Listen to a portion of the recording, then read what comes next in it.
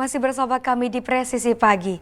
Pemirsa, personel gabungan Polda Jatim dan Polres Lumajang membersihkan tempat peribadatan umat muslim di Desa Supit Urang, Kecamatan Pronojiwo. Pembersihan ini menyusul sulitnya akses air bersih dan menumpuknya material abu vulkanik yang membuat tempat peribadatan tidak bisa digunakan oleh warga. Pemirsa, personel gabungan Polda Jatim dan Polres Lumajang membersihkan tempat peribadatan umat muslim di Desa Supit Urang, Kecamatan Pronojiwo. Pembersihan ini menyusul sulitnya akses air bersih dan menumpuknya material abu vulkanik yang membuat tempat peribadatan tidak bisa digunakan oleh warga. Pada Rabu siang, personel gabungan Polda Jawa Timur dan Polres Lumajang diterjunkan untuk melakukan pembersihan tempat peribadatan musola di kawasan yang menjadi salah satu tempat paling terdampak erupsi Semeru di Desa Supit Urang, Kecamatan Pronojiwo, Kabupaten Lumajang. Pembersihan dilakukan secara manual menggunakan peralatan sederhana. Material vulkanik Gunung Semeru yang berguguran masuk ke dalam rumah dan tempat peribadatan. Kegiatan hari ini sore kita melaksanakan pembersihan beberapa tempat ibadah, ada beberapa musola yang kita laksanakan bersama-sama dari Brimob, dari Salmapta Polda Jatim bersama Polres Lumajang, agar nanti musola ini bisa digunakan pada saat kegiatan-kegiatan ibadah dari warga yang saat ini masih ada sebagian yang belum mengungsi karena kondisinya masih bagus. Kalau kebersihan ini karena kita melihat bahwa tadi kita lihat musola ini memang kotor, jadi kita bersihkan agar nanti bisa digunakan untuk ibadah. Untuk kegiatan hari ini pagi kita melaksanakan pembersihan rumah-rumah, juga membawa barang-barang pengungsian ke tempat pengungsian lebih aman.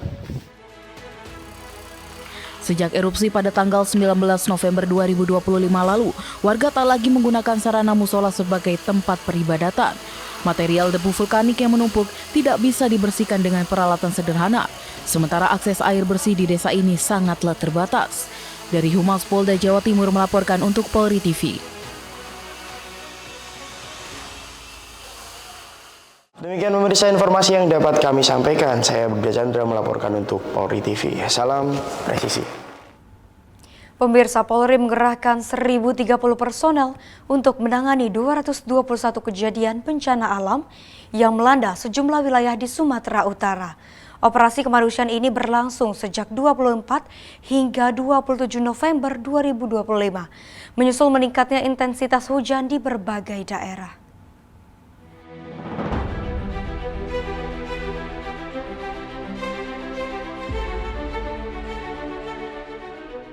Hingga Kamis siang tercatat 119 longsor, 90 banjir, 10 pohon tumbang, serta 2 angin puting beliung. Bencana ini tersebar di 12 kabupaten dan kota. Dampaknya sebanyak 212 warga menjadi korban dan sebanyak 43 orang meninggal dunia, 81 luka-luka, dan 88 lainnya masih dalam pencarian. Sementara itu lebih dari 1.168 warga terpaksa mengungsi ke lokasi aman. Di wilayah kewilayahan, Polres Mandailing Natal menangani 12 kejadian dengan 400 pengungsi. Sementara itu, Polres Padang Sidempuan melaporkan 1 korban meninggal dan 120 pengungsi.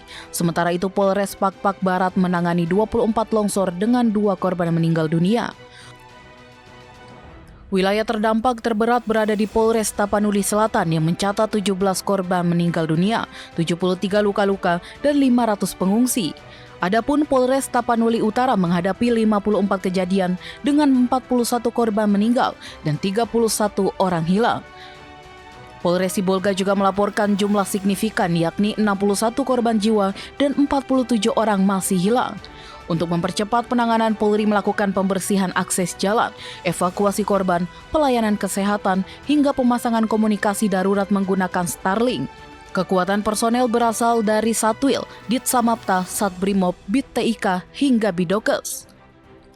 4 wilayah tambahan turut teridentifikasi terdampak, yaitu Langkat, Padang Sidempuan, Nias Selatan, dan Serdang Bedagai. 2 korban berhasil ditemukan selamat di wilayah Tapanuli Selatan. Polri juga mendatangkan helikopter BKO Mabes Polri, memperluas titik pengungsian, mendirikan dapur umum, serta mengirim 6 truk logistik ke sejumlah lokasi. Kapolda Sumatera Utara bersama para pejabat utama turun langsung memimpin penanganan di lapangan. Karopenmas Divisi Humas Polri Brigjen Pol Truno Yudo Wisno Andiko menegaskan, seluruh jajaran Polri berada dalam kesiapsiagaan penuh untuk menyelamatkan warga dan mempercepat pemulihan di wilayah terdampak. Operasi kemanusiaan ini diharapkan meringankan beban masyarakat dan memastikan kebutuhan dasar terpenuhi. Polri juga menegaskan komitmennya untuk hadir di tengah masyarakat, memastikan evakuasi berjalan dengan cepat, serta membantu pemulihan wilayah terdampak bencana di Sumatera Utara. Upaya kemanusiaan ini akan terus diperkuat seiring penanganan yang masih berlangsung. Dari tim Humas Polda Sumatera Utara melaporkan untuk Polri TV.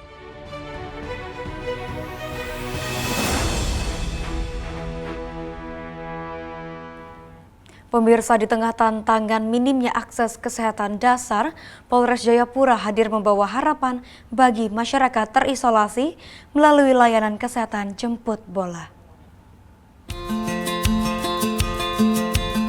Pada Rabu 26 November 2025, Satgas Humas Operasi Rasaka Kartens dan Satuan Tugas Keladi Sagu Polres Jayapura dipimpin Kasub Satgas Keladi Sagu AKP Rozikin beserta Dr. Desi Ramadhani dan tenaga kesehatan Operasi Rasaka Kartens beraksi.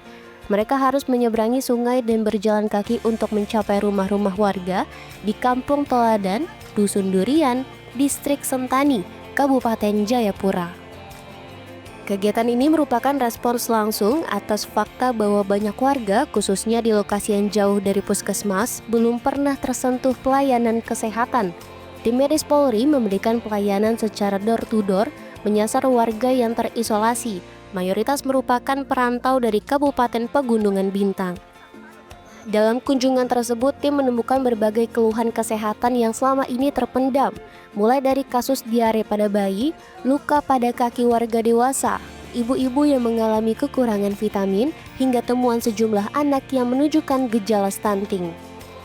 Meni Wisol, seorang warga Toladan, tidak dapat menyembunyikan rasa haru. Ia mengaku kehadiran tim medis Polri adalah yang pertama kali mereka terima.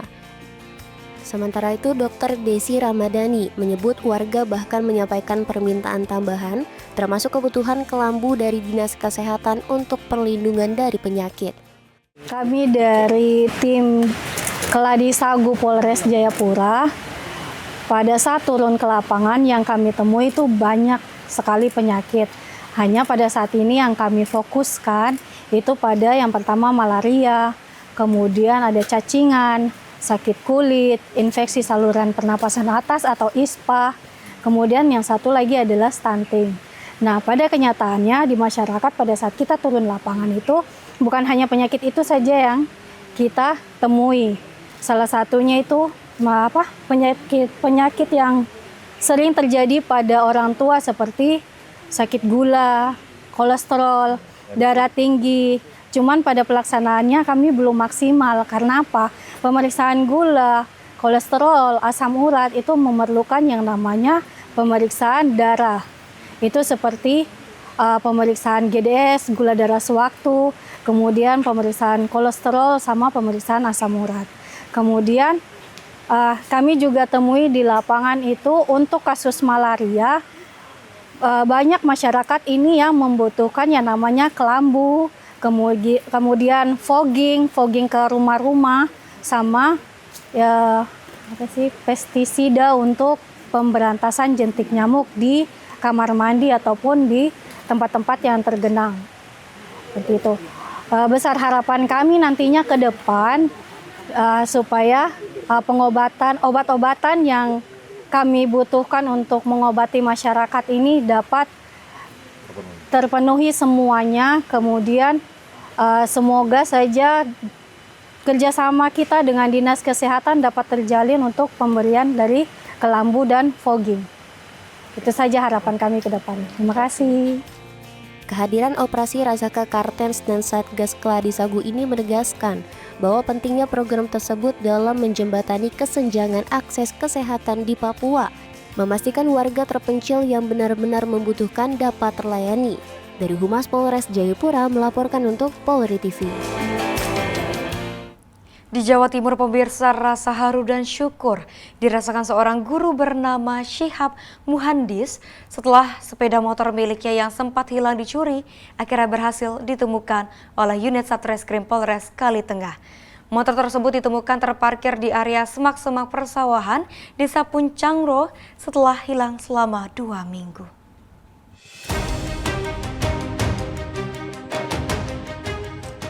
Kasih Humas Polres Lamongan Ibda Muhammad Hamzaid membenarkan temuan tersebut.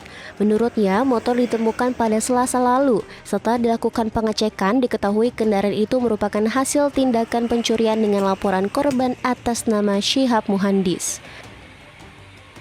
Peristiwa pencurian sendiri terjadi pada Selasa 11 September 2025 pukul 7 pagi di Desa Sukodadi, Kecamatan Sukodadi. Kejadian telah dilaporkan ke Polsek Sukodadi. Korban menceritakan bahwa motornya hilang saat anaknya berada di rumah setelah membeli sarapan. Ketika kembali setengah jam kemudian, pintu rumah terlihat terbuka dan sepeda motor sudah raib. Setelah motor berhasil diamankan, Polsek Kalitengah berkoordinasi dengan Kanit Reskrim Polsek Sukodadi untuk menyerahkan barang bukti kepada korban. Saat menerima kabar dari polisi, Syihab mengaku sangat terharu dan langsung menuju Polsek Kalitengah. Meskipun sepeda motor telah dikembalikan kepada pemiliknya, pihak kepolisian menegaskan bahwa proses penyelidikan tetap berlanjut.